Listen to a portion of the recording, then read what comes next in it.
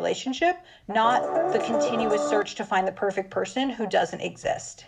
And that's a statistical, mathematical equation that says, on average, if we do date from 18 to 40, then by 26, you've already met someone who could be your benchmark person, and that you should keep that as the framework. And so the reason it's relevant to your story is you had a feeling that your girlfriend was your benchmark person or was your person. And so you guys broke up. For a year, you looked around and you were like, there's nobody better. And so obviously things are not exactly the same as the secretary problem, and you could go back, and you were lucky enough to be able to go back and find her. But it was that feeling of, I've seen what's out there. She's the best. That's who I want. And I feel like so often people don't recognize how good the person they're with is, or they get way past 37% and they're still looking. And so a lot of the work I try to do with people is to help them understand, I know you're a maximizer. I know you're trying to find the perfect person, but instead I want you to find somebody amazing and build a relationship with them and not be in this perpetual cycle of trying to trade up. So interesting. You talked about this concept called maximize, which I want to double down on, but Yeah. I feel like there will be a bunch of people out there who class themselves as the first attachment style, anxiously attached, that needs some help and advice. So my girlfriend, I think she's a little bit anxious attached.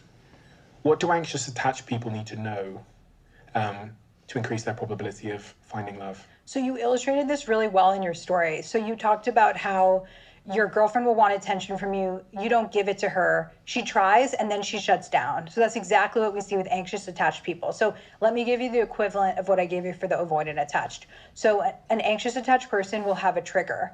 So for example, the trigger would be, I asked somebody if we're hanging out tomorrow and they didn't get back to me. So after the trigger happens, they go into activating strategy. So those are thoughts or feelings where you start spiraling and you're thinking, they're not interested in me, they met somebody else, there's something else going on, they don't like me anymore. And you really are getting into that danger zone of coming up with all these reasons why that person is going to abandon you, which is your biggest fear. So then you do protest behavior. So the protest behavior, and trust me, I've been there, is sending 10 texts in a row. Maybe it's sending 20 texts in a row, leaving an angry voicemail. So really acting out. And then afterwards, you decide to punish the person and you shut down. So you send all those texts, you send threats, and then you turn off your phone. And so you're really in this tough place where you've tried to reconnect with somebody and then you've gotten so upset that they're abandoning you that you actually pull back. And so that sort of describes what might be happening with your girlfriend sometimes, where she doesn't get what she wants, it's very frustrating for her, and then she shuts down. So the strategies for the anxious attached, I talked about them before, but I'll say them again. So some of the strategies for anxious attached are distracting yourself. So going for a walk, doing something else where you're not on your phone, where you're basically not in a mode where you're waiting for somebody to text back. I feel like those are the longest minutes of my life, are waiting for that text back from that person. The second thing is to text somebody else, I wish I could say this to him. And the third thing is this disconfirming evidence. It's almost like inside your head is a judge and a jury, and you're presenting to the judge, here's all the reasons why it could not be true. So then you're presenting to the judge and the jury, here's all the reasons why that person might not be texting me back. And so you're really doing everything that you can to not get into that protest behavior moment, because once you're flooded, once you're in that protest behavior moment, it's really hard to recover. And so it's both people are working on having different reactions to triggers. And honestly, if you look at all of the mindfulness stuff, if you look at the work of Viktor Frankl and Man's Search for Meaning, so much of it is this idea of creating more space between an action and a reaction. And if you can extend that space and choose a different reaction, that's where the growth comes from. And that's how we can overcome these negative behavioral trends. Something you said there made me think about advice I once gave to a friend, but I'm not sure it's good or bad advice. She was being ghosted. And she came to me telling me she'd been ghosted, and she showed me her phone and was like, look. And I looked at her phone conversation with this person, and she was basically peppering him. She was dragging the conversation. You know what I mean? Where she's like asking the questions and he's giving closed responses. Then she's asking another question, then he's giving a closed response. It was that cycle over and over again. Then the next day, she texted him and he didn't reply. And I said to her, she was a good friend of mine, she works in one of my companies. I said, I think it's important to realize that people do what they want to do. And the reason I said that to her is because she had started justifying, I think in her own mind, what I saw as a clear rejection as something else. So I said, I think it's important to let you know that just remember, people do what they want to do. He would have woke up this morning, I'm sure he brushed his teeth because he wanted to do that. He then would have eaten breakfast because I'm sure he wanted to do that. So if he's not texting you back over and over again and you feel like you're constantly dragging a conversation, I think it's important to know that he's doing what he wants to do. And it's maybe a bit of harsh advice, but I don't know. I think that's great advice. And I'm smiling and I have sympathy for your friend because I feel like I've really been there. Obviously, I don't know anything about her, but let's say she's wired like me. It's like, well, when I want something, I go after it. And it works in every other area of my life. I set goals, I go after them, I achieve them, and people respect the hustle. It doesn't work in dating. You can't hustle your way into a relationship. And I think that's why so many of the women I work with are really smart and ambitious. And they're like, I've run a marathon. I have amazing personal finances. I've achieved all these goals. Why isn't dating working out for me? And it does feel like this one aspect of your life where you can't muscle your way through it. You actually have to learn this pretty nuanced stance. And so for her, she wasn't getting the cues and she wasn't getting the clues. And so I just finished a bunch of research at Hinge on this idea that we're calling DBL, digital body language. And so we talk about body language in normal conversation, which is what are the nonverbal things that you're communicating? Are you crossing your arms? You're not interested in me. Are you opening up? Are you interested in having this conversation? Even the way we stand. Well, most of early dating is now happening over text. What is your digital body language saying? And so through this research, I have this whole list of good DBL and bad DBL, or signs that somebody's interested in you and signs that they're not. And this guy is doing all of the signs that you're not.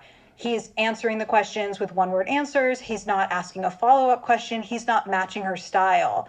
And so for her, I think it should be a sign that he's not interested. But she wants him to be interested, so she's going to keep trying. And in her head, which I have been there, it's like, oh, I just haven't found the perfect question yet for him to open up to. It's like, no, he's not interested in you. And I can hear my college roommate saying to me, Logan, don't make somebody a priority when they're making you an option. And that's what's happening with her. She's prioritizing him, but he's not prioritizing her. I think your advice is exactly right. People do what they want to do, and he's choosing not to invest in that relationship. But at the end of the day, that was not your guy. He had already indicated in multiple ways that he wasn't interested. You were still grasping on to the crumbs, but you don't want the crumbs. You deserve the whole cookie. It's not like you ruined things with your person. He wasn't your person. And she always dates people that are either in marriages already or unavailable. Yeah. Well, That's I mean, going back to our theme of the anxious avoidant loop, and she's drawn to this avoidant person, and when they're unavailable, she loves the chase, and how can I convince them? I don't know if she's found love since, but I feel like growth for her will look like choosing somebody who's available and retraining her brain to see their availability as sexy and interesting and correlated with relationship success, which is going to feel different than how dating has been, which is she's been going after people who are not available. Something she said to me kind of correlates to this because she was on a dating app. She hates dating apps, but she was on a dating app. Bear in mind, she's a mid-30s woman. And there was this wonderful, this really wonderful guy. He's a nicely mannered guy. And she said, I'm not interested in him. I said, why? She goes, look at the background of his Hinge or whatever it was photo. There's boxes on top of his cupboard. And that was her reason for this. I was like, that's a really good guy. He's got a great job. Seems really nice. He's been really polite to her. And the reason why she didn't want to be with him was because there was a box on the wardrobe behind him in the Tinder picture. This is what frustrates me about modern dating. And you used the word ick before, so I know you're familiar with it. But the ick has become this trend Only because of her. Oh, you know about it from her. Okay, she says ick to me. So for people listening who haven't heard of it, the ick is this new trendy word that basically means the reason why all of a sudden you're not interested in someone. And so my friend is the comedian Jared Freed, and he does hilarious bits about this. And so he travels around the country asking women for their icks. And one of them is, you're having an amazing date, you want to go home with the guy, it's time to pay the bill, you pull out your wallet and you hear, shh, he has a Velcro wallet. The ick, you're not sleeping with him. And he has these hilarious bits. One woman told him, my ick was that I was on a date with a guy and I imagined him being late for his bus and running for the bus, and I could never be with him. And Jared's like, to be clear, there was no bus and there was no running. And she's like, I just imagined it. And that's what's, the ick is hilarious. When Jared does it, it's hilarious. You're laughing at it. But I'm also like, you know what? I think we should get over the ick, because the ick is just an excuse to not get close to someone. And I found in my work that people often confuse pet peeves for deal breakers. So a pet peeve is something that annoys you. Maybe it's the Velcro wallet, but you could get over it. A deal breaker is a fundamental incompatibility, right? I have asthma and you're a smoker. This isn't going to work. And so when all these people are confusing pet peeves for deal breakers. Sorry, it's the Velcro wallet. It's so funny because you feel it. You're like, yes, that's not sexy. Get a new wallet. But it doesn't mean you couldn't be with that person. Now you've said it, though, there's going to be a lot of people that go on dates and that is going to be the deal breaker. Yes, or maybe we're saving relationships. Maybe people are going to get rid of those Velcro wallets and actually get laid more. What is it about a Velcro wallet, though? That I think it feels very high school. Yeah. What do you think? Like, that's exactly. I had one when I was 12. Right. Like when you think of the CEOs that you admire, you're not like Jeff Bezos is pulling out his Velcro wallet. Like this guy, maybe he doesn't even have a wallet, but you know what I mean? And it's just this thing where it's like, because you have this one thing wrong with you, I can't be with you, instead of being reasonable, which is, I can buy you a new fucking wallet. If we date, this is a fixable problem. But because people get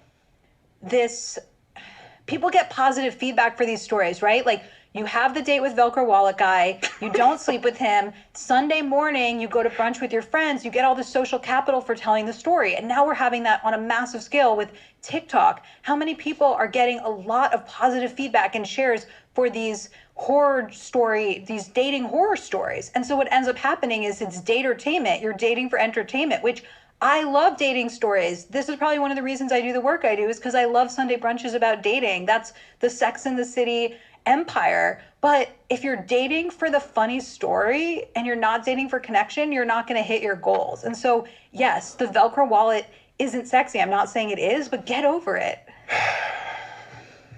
Icks. Do you think that icks are, as you said, kind of more of an excuse? It's funny because I know someone who runs a dating podcast, and she goes on, honestly, 3 or 4 dates a week. She is a little bit of a hopeless romantic. Yeah. And I wondered to myself, I said, she must have been on like 100 dates a year. And yet she still can't find someone. Like statistically, I'm like, it can't be a supply problem. That's exactly how I feel. I meet with people and they say, Logan, I've been on 100 dates in the last 2 years and I haven't met someone. Should I move? What's wrong with the people out there? It's always about how their city is wrong for dating. It's what's wrong with everybody else. And what I say in my head and what I say out loud to them is, there was very likely somebody within that 100-person dating pool who you could have made it work with. And we need to figure out why it didn't click. Because you will now go on 100 more dates and the same thing will happen unless you make a different choice. And so this is how I developed this framework that I want to tell you about, called the 3 dating tendencies. And so really this is a culmination of a lot of my research. The idea that I've worked with hundreds of people, now thousands of people in my classes, and most people suffer from one of these dating tendencies, or most people can be categorized into one of these 3 dating tendencies. What they each have in common is unrealistic expectations. So the first type is the romanticizer, and they have unrealistic expectations of relationships. So they are the person who really wants that meet cute. Their cousin met their boyfriend in high school and now they're married and they want to have a romantic we met story. They don't want to meet on an app. They believe that there's a soulmate, one person for life. You'll know it when you see it. As soon as a relationship hits a rough spot, they think must not be my soulmate, because if it was my soulmate, it would be easy and effortless. The second type is the maximizer. The maximizer has unrealistic expectations of their partner. So this is the person, and I bet a lot of your listeners are maximizers, where they feel like the perfect person is only one search away. I need to keep searching for that person. I want the ambition of my ex-girlfriend plus the hotness of this other ex-girlfriend plus the really great family of this other person, and I can just wait until I find this Frankenstein version of the perfect person. And so they're always waiting, and they have unrealistic expectations, and they're waiting for the perfect person. The third type is the hesitator, and they have unrealistic expectations of themselves. So they're not dating at all. So in their head, they fill in the blank. I'll be ready to date when I lose 10 pounds, when I get a more impressive job, when I clean up my apartment, when I go to therapy. I need to do these things to be lovable, and then I can date. I can't date now because nobody would be interested in me. And so they sit at home, maybe trying to get better, maybe just thinking about trying to get better, but they're not actually dating. And they don't understand that the only way to get better at dating is by dating. And the only way to figure out who you want to be with is by actually going on dates with people. And if I'm a romanticizer, so in the example I gave there with my friends going on 100 dates and she's finding no apparent suitable match, it could be any of the first two, I guess. She could be a bit too romantic about how love should look, or she could be a little bit too romantic about how a perfect partner should look. Exactly. And I would want to understand more about her. But yes, definitely one of the first two. If she's going 100 dates, she's not a hesitator. So I'd want to understand, why aren't things working out? So it could be that she's finding that they don't match her image of the soulmate. They don't come in the package that she's expecting. My guess is the kind of person that goes on that many dates for that long is a maximizer. That's just, to me, more associated with it, because to go on that many dates, you probably are meeting on the apps. And so she's not obsessed with the we met story. And so I think she keeps going on these dates, waiting for something different to happen instead of understanding what's in her control. And so if I was working with her, what I would say is, first of all, tell me about these dates. And she'd probably say, I go on so many dates. I mostly go on coffee and walking dates. Yeah. And then I would say, well, do you feel sexy on these dates, or does it feel like a job interview? Are you saying the same things over and over again? Are you pressing play in your mind? How long have you lived in London? How long have you done your job? How long have you had a dating podcast? You're not even in the moment. You've said these things to so many people. You're not present. You're not connecting. You're not flirting. You're just having a transaction. And you expect that all of a sudden you're going to feel the spark. But of course you're not. Your environment isn't creating a spark. And so I often tell people, the dating environment is so important. I had this one client, and he kept going on dates with men at 7 a.m. He would say, well, I'm really busy and I need to meet with them in the morning. And so I meet them at the Starbucks below my office. I was like, who feels sexy or flirty at 7 a.m. before they've had caffeine? This is a terrible way to date. But in his head, it was like, I'll know it when I see it. When I meet the right person, I'll have that experience.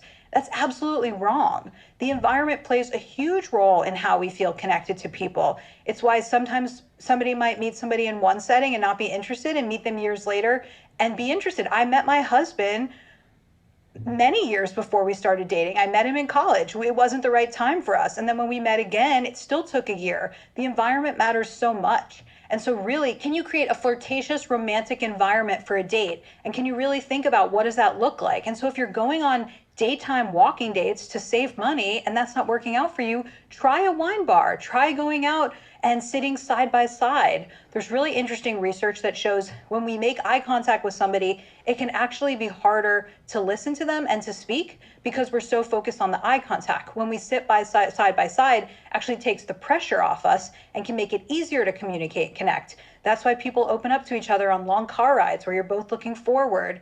That's why I recommend that people sit side by side in a bar instead of across from each other. And so for her, she's going on one type of date and getting the same result. And she's thinking it's the guy. It's not the guy. It's also you, and it's also the environment. So what is then the perfect environment? And I want you to give me as much detail as possible, including, you used the word bar there, which is associated with alcohol. Yeah. I want to know if alcohol is a good or bad idea for a date.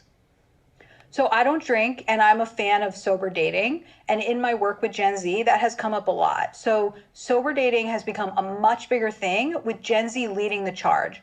And there's a few reasons why. So one is they feel like, I want to meet you, not you under the influence of 2 cocktails. Another thing is, we know that they struggle with mental health. They feel this anxiety, and they don't want to have that the next day. And so way more people are going on sober dates. And even, especially in New York, I've seen bars that have 0 proof menus. And so this is definitely getting normalized. And so anyone who's interested in sober dating or just taking a month off drinking should try. So absolutely don't feel like you need the liquid courage. What makes a great date? So I want people to think about, what is the part of you that often doesn't come out on dates? So let's say somebody is really serious, but they have a funny side. Think about the last few dates you've gone on. What side of you is coming out? Maybe you're going these interview style dates where you sit across from each other and you have a latte and you talk about your work. The silly side of you isn't coming out and you're just being very serious. Can you design a date that emphasizes the part of you that you want to come out? So can you go and play ping pong, which you're really bad at? Can you go ice skating and make a fool of yourself? Can you be in an environment where you're less in control and you can show the silly side of yourself? Or even for me, I love stand-up comedy. Could you go see stand-up with someone and then afterwards debrief all the jokes and express your love of humor? How can you have your dates show these different sides of yourself? Another thing is understanding that at the end of the day, people really want somebody to play with. In so much of my coaching, I talk to people after the date and we debrief. The thing that makes me understand when they like someone is when they say, it was so fun. We just kept laughing. Everybody wants to laugh. People want to align themselves with and have a long-term relationship with somebody who's fun. But it's really hard because if you're in your mid-30s and you've been dating for a while and you have this feeling of I'm running out of time, everyone else is married, am I gonna have kids?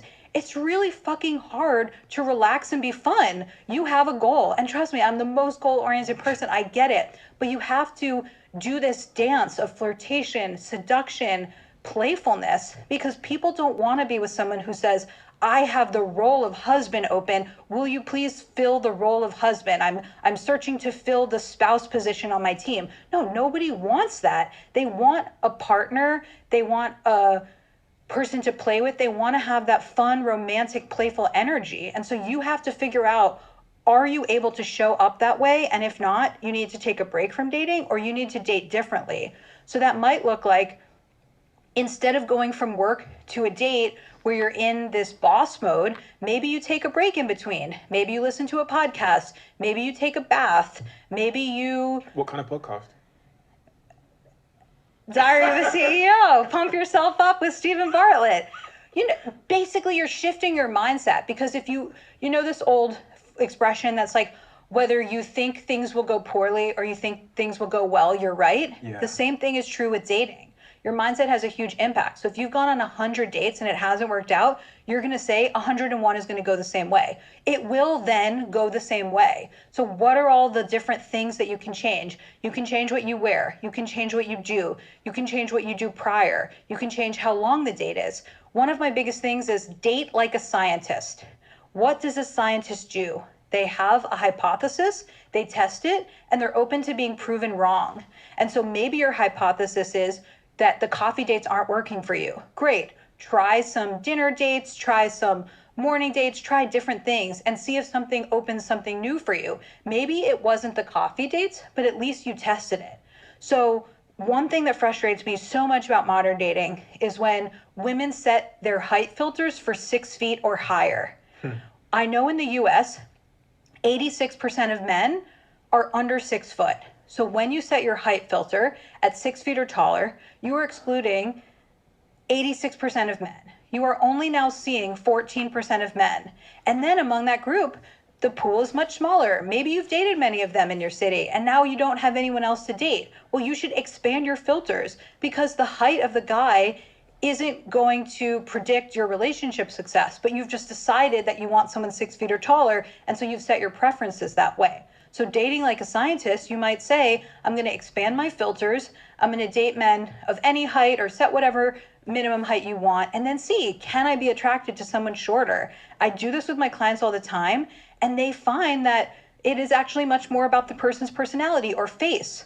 But your dating app filters are like a bouncer in your club. They're deciding who gets in and who doesn't. And when you set your filter at something really restrictive, like under the age of 30, over 6 feet tall, your bouncer is preventing all these people from getting in, and you're not even getting the chance to connect with people who could be a great partner. There's also like dating hygiene that goes into that, I guess. Me and my girlfriend, when we go to restaurants and stuff, when we're waiting for the food or I don't know, we sometimes look over at different people and we're like, oh, who do you think they are? Like, what do you think their story is? And we try and guess their story. You know, they're married, they've been married for 20 years, they're whatever. But then you get the odd couple who they're super young and they're both glued to their phone.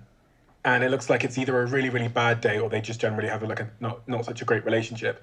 What is the kind of good relationship hygiene or good dating hygiene that you think is conducive with finding somebody? I'm so glad you asked me this because we actually just produced this thing at Hinge called the Distraction-Free Dating Guide. And it's basically based on this. It's like, what are all the things that are getting in people's way? And one of them is technology. So I've absolutely seen those dates. And it's really people of any age. I don't think it's just Gen Z. I feel like that's unfair when people are like, Gen Z is so addicted to technology. It's like, who's all over Facebook? It's boomers. Who's the couple with their phones out? It's often older people.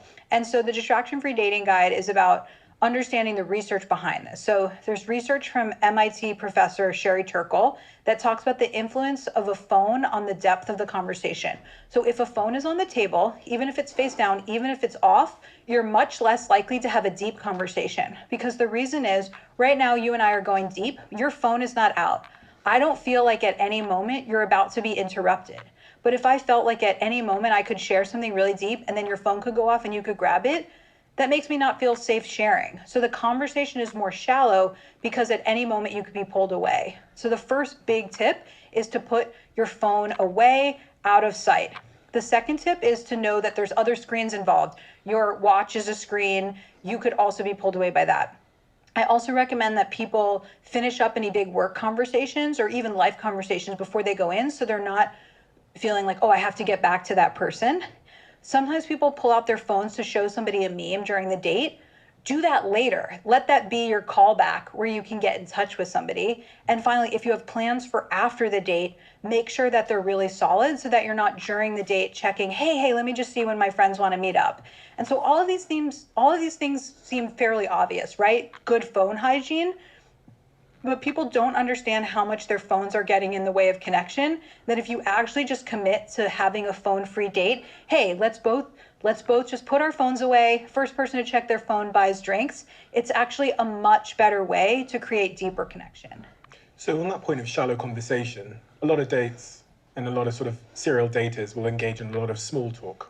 What's your view on small talk? Skip the small talk. So much of the research that we've done at Hinge talks about how people are drawn to emotional vulnerability. Interesting. They really want you to go deep and they want to know what you're about. And through my coaching, I've been surprised at how hard this is for people. So I have one client where I said, you're going on all these dates, they're not clicking. I wonder what's going on. What do you talk about on these dates? And when she told me the topics, I was getting bored just listening to them. And I said, you're sharing facts, not stories. We need you to share stories. And she said, what do you mean? What's a story? How would I tell that? So I said, okay, off the top of my head, here are some conversations you could talk about.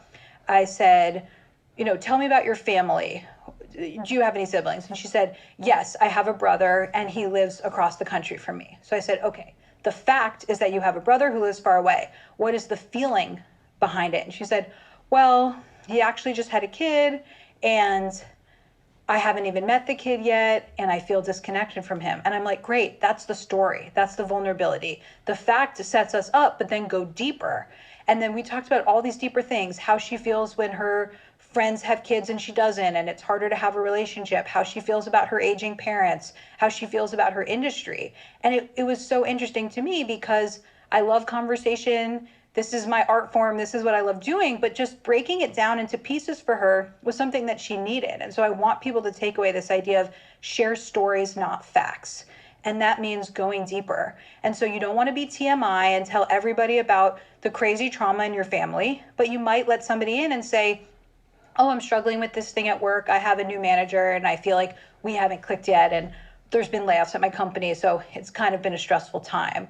Or saying, hey, I'm about to take this pill because I actually was in an accident a few years ago and now I need to take this pill to regulate my system. Something like that, where it's just saying like, I'm a person with baggage.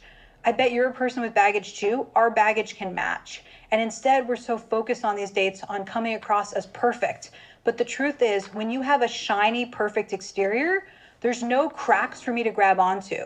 You actually need to show me the cracks so that there's something to grip and I can actually feel connected to you. And I feel like a lot of my work with people, especially older people, is telling them that it's safe to let someone in.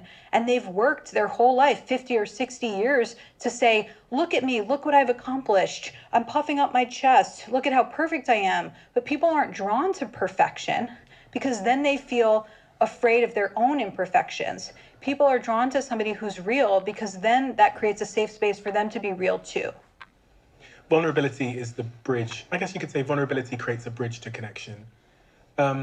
With that in mind, is it conceivable then that people that have the lowest self-esteem feel the need to create the perception of perfection the most and therefore struggle? Because thinking about one of my friends that has low self-esteem, ahead of a date, this person it has like a 3-day routine where they go and get their hair, then everything done, fake tan, bloody probably get their toenails done, wax this, wax my butt, whatever.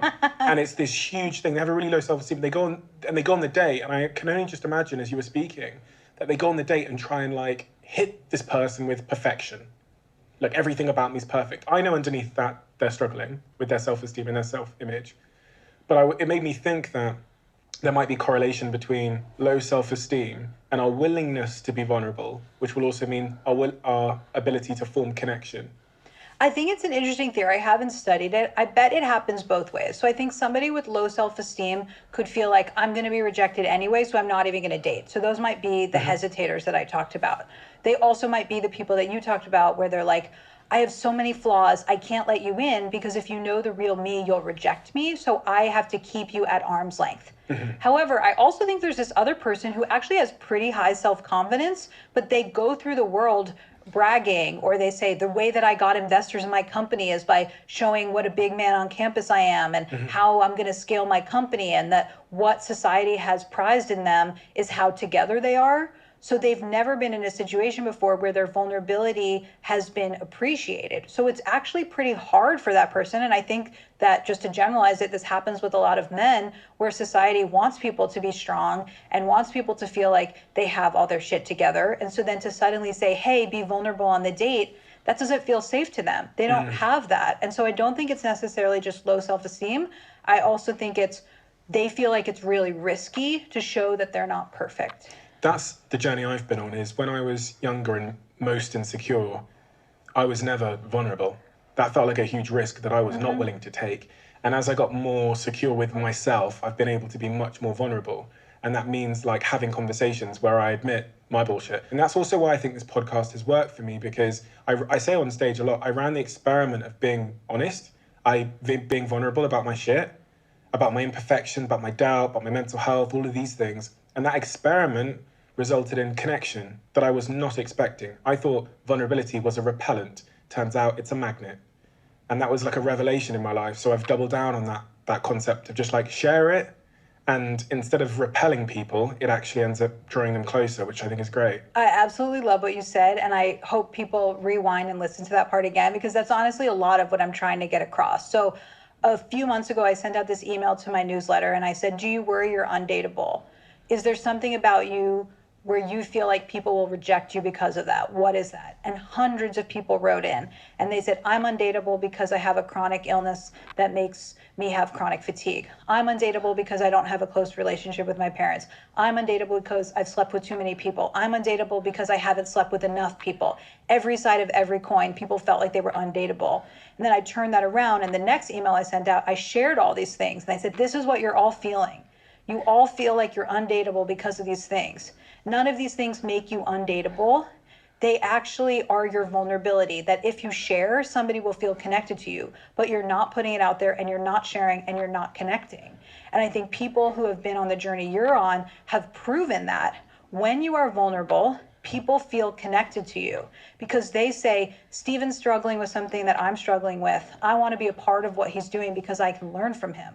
When you come across as perfect, people don't feel connected to you because they can't relate. My friends that don't share their vulnerabilities, I feel less close to them because I'm like, well, you must have it all figured out and you must think I'm a mess. But when they text me what they're struggling with and I text them with what I'm struggling with, that's the depth of our friendship. And I can judge my friendships based on how real we are with each other. And so I think that younger people, but really a lot of people, have this idea that if you really knew me, you would reject me. And the truth is, if you really knew me, you would feel closer to me and we would have a deeper connection. So true. Even, I talk about this experiment. It's an ongoing experiment. I'm getting better at being more and more vulnerable. I think it's only in the last, even I'd say 6 months that I've opened up to my girlfriend about things I would normally just keep from her as well, like how I'm really feeling when I have my like really bad days. Share it, like run, I call it experiment because it feels like one. It is. And You know? that's your life experiment. Yeah. Yeah, like letting her know in those really tough moments how I'm feeling. And because I'm a man, I sometimes feel like I'm supposed to be strong and perfect all the time. And that, like, there's this part of my brain that thinks, okay, if I share this with her, maybe she's gonna like not think I'm a man anymore because because I'm experiencing like like an emotion that society might associate with weakness. But it's always been the opposite. And it's such an illusion, that feeling, that like opening up about my emotions to her, even when they're emotions of, I don't know, it could be self-doubt or it could be like struggles with mental health, that she might run off and be like, oh, yuck. But it's always the opposite. Right. Your relationship's getting deeper and deeper, and it's probably completely different than the first era of your relationship, those first 2 years. You weren't sharing those things. You were actually having perfect.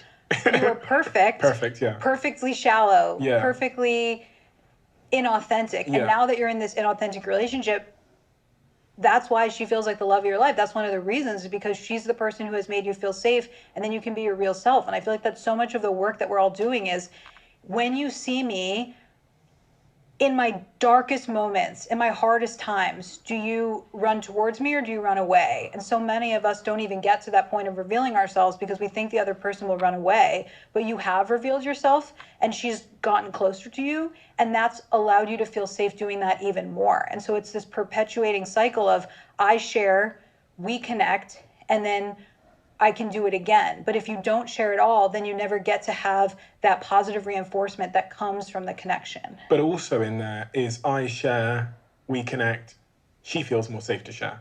Yes. We connect. That's a huge part of it. Yeah. Is when people say to me, Logan, I know that I'm looking for a long-term relationship. When should I bring that up? We do this modeling exercise where you say to somebody, hey, I've been dating for a while. I have had some fun, but I know that I'm looking for a long-term relationship and I'm ready to build a family. What about you? I didn't come at you saying, Steven, what are you looking for? Because then you feel like there's a right and wrong answer. I better tell her that I want a long-term relationship. No, you're just going to say what you think I want to hear. By sharing the background and letting you know what I'm looking for, I'm giving you space to be able to do that. And so a lot of it is, I share first and then you share. I create the space to share. And so this is going to sound not humble, but my friend said to me, she's like, Logan, you're a great conversationalist. I've been trying to analyze why. What do you think it is? And I was like, I don't censor myself. I really say what's going on. So if you ask me how I'm feeling, I might say, I feel like shit. I'm so stressed out. I'm experiencing burnout. I'm forsaking my relationship with my husband. Here's all the things that are wrong. And it's like, I don't even know how to just say I'm fine. But I think that when I do that, people are like, I can take a breath, I can sigh, I can feel relieved because I can tell you all the things that are wrong in my life. And not that every conversation should be a venting session, but I think that people want to feel like they're getting to know the real you. And if they're only getting the perfect you, then they don't feel like they know you at all. And there's something in that the 99% of our lives is imperfect. It is messy. It is like eating the pot noodle on my stomach at 2 a.m. watching junk television. That is the 99% of my lives. When we look out onto the world on social media, we obviously see this like highlight reel, which represents maybe the 1% of our lives. Someone's in the Maldives. We maybe go there once in a while. The thing that we can connect with and relate to the most is the mess of life. So that's maybe another reason why we find people sharing their mess so resonant, because it's the thing we can relate to the most. It's the thing we experience the most.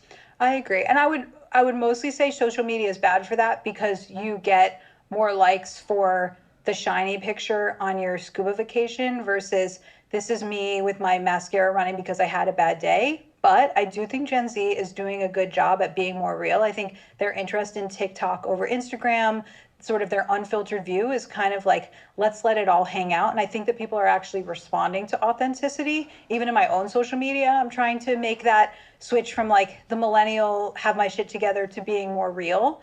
And so I would say overall, I think social media is bad because it perpetuates the idea that you're the only one with the mess. But I do think things are potentially trending in the right direction with Gen Z and TikTok embracing some of the more real, unfiltered authenticity. As you guys may know, this podcast is sponsored by one of my favorite brands in all the world, which is Whoop. AI is a topic I've spoken about various times on this podcast, and it's a topic that I'm pretty obsessed with, but we don't often talk about how it could be used as a force to make our lives even better. Whoop is using the power of AI to drive meaningful, positive change. My Whoop doesn't leave my wrist, and their new feature, which is called Whoop Coach, uses the power of advanced AI to synthesize all of your health and fitness data and to provide you with personalized recommendations to support you on your health and fitness journey. You can literally ask it questions like, why am I so tired? Or can you help me build a strength training program? And its advanced AI system will provide you with answers that are unique to you. So if you would like to check it out and level up your health and fitness journey in the process, go to join.whoop.com/CEO to get a free month's Whoop membership. Some of the things that I used to go for when I was younger, when I was looking for a perfect partner, I would be able to reel off things like, I want this color hair, and I want them to look like this, and I want this, this, this, this. It was like a shopping list, like apples, plums, it was like everything was on there. As I got a little bit older and I did a little bit of hindsight research on what I was actually looking for, the list reduced and it became more about fundamental things. And I got down to these 3 things I thought you need in a partner to be happy. I'm going to run these things past you and get your thoughts. I believe you need a sexual connection. So I'll say sexual attraction. I believe you need an intellectual connection. And the last one is, I felt that you need to mutually make each other better at what you do. And for me, that's like my mission doing this or running businesses. And for her, it could be she's a breathwork practitioner and whatever else. We make each other better, we're sexually attracted, and we're intellectually stimulating of each other. I think those things are great. I don't think everyone should write them down as their 3 things, but I think it works for you, and I can tell you why. They are more about who the 2 of you are together than her qualities. So maybe your early list had this body type, this hair color, this eye color, this ethnicity, whatever it was. It was about the superficial qualities. And so there's actually a term for this in relationship science, and we call it relation shopping. Shopping for a partner like you'd shop for a pair of Bluetooth headphones. You log onto Amazon and you say, okay, I want ones that are this color, this weight, this battery life, and then you start to think, oh, I can shop for a partner the same way. And it just doesn't work. What works is relation shipping, which is looking for a long-term partner and putting in the work to make that happen. So you want to move from relation shopping to relation shipping. But this is very common. People come to me, often these maximizers, and they say, I know exactly what I want, Logan, I just need your help finding that person. So rarely does that ever work out. The person that ends up making them happy in the long term is very rarely who they thought they should be with. And so the truth is, you think you know what you want, but you're wrong. And the older you get and the more you think you've figured it out, the more you're actually excluding really great partners because you think, oh, I want to find someone like myself. Or you think, well, if her parents are divorced, then she probably doesn't know how to be in a great relationship. So I only will date people whose parents are together. You're making all of these assumptions that are wrong. The better attitude is to date like a scientist. I think I need to be with somebody who's this tall. I think I need to be with somebody whose parents are together. Well, date someone who's different from that and see if you could fall for them. And so when I'm working with someone in a coaching capacity and they say to me, Logan, I met this guy, but he's not my type. In my head, I hear ding, ding, ding, because that's often them making a different choice that's going to lead to a different result. And those are way more often the relationships that work out. And so when people come to me with that checklist, I'm not saying, great, let's run a LinkedIn search to find that person. I'm like, let's do the work to help you actually figure out who will bring out the best side of you. And I can tell you all the research about what's correlated with long-term relationship success and what's not. But my favorite way of viewing it is, who are you around that person? What side of you do they bring out? And so I have this list of questions called the post-date 8. And there are 8 questions to ask yourself after a date. The point of the post-date 8 is that when you go on a date with a checklist, in your head, you're evaluating the person as if you're on a job interview. Are they good looking enough for me? Are they ambitious enough for me? Are they funny enough for me? You're evaluating. Instead, with the post-date 8, it's actually training you to tune into your experience, the experiential mindset. Are we laughing together? Do I feel desired in their presence? Do they make me feel more energized or less energized? And finally, what side of me do they bring out? Because whoever that person brings out in you is who you will be for the rest of your life in that relationship. And don't you want to be the happy, secure, desired, hilarious version of yourself? Where do I find this